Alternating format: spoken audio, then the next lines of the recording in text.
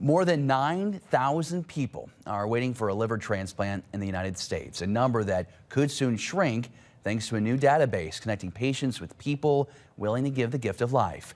First Alert 4's Elena Chappie has that story of one St. Louis family who is grateful for their living donor. You just smile. For Gwen Cooper, life is finally simple. Come on, sis. Taking in the sights and sounds. Dragon. Just a happy-go-lucky 1-year-old. Hi, Mr. Dragon. But rewind just 1 year ago. Gwen's world sounded very different. Just before her 2-week checkup, Tristan and Matt Cooper noticed something was off. Dad had noticed that something wasn't quite right about her stools. After multiple procedures, Gwen was diagnosed with biliary atresia. I mean, I remember when Dr. Henkel told us that, it's either not good or very bad, right? And I was like, well, there's got to be something, right? And she's like, no.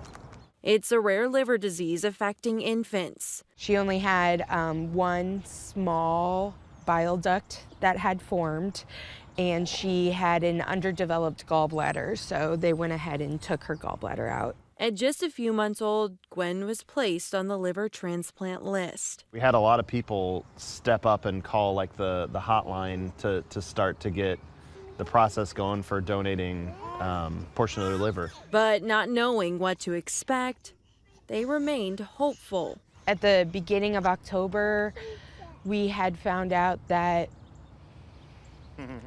Gwen, one of our people had matched with Gwen to be a living donor. That friend didn't just make a match, she made a miracle. She never wavered. She was the very first person to call. She was the very first person to step up.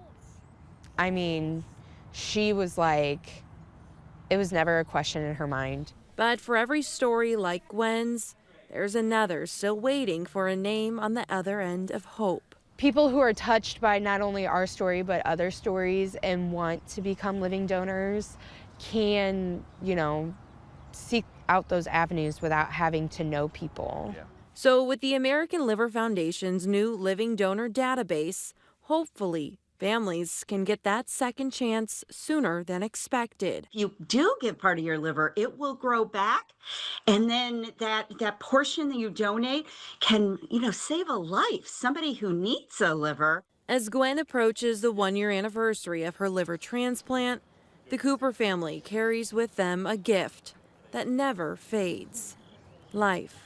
In St. Louis, Elena Chappie, First Alert 4.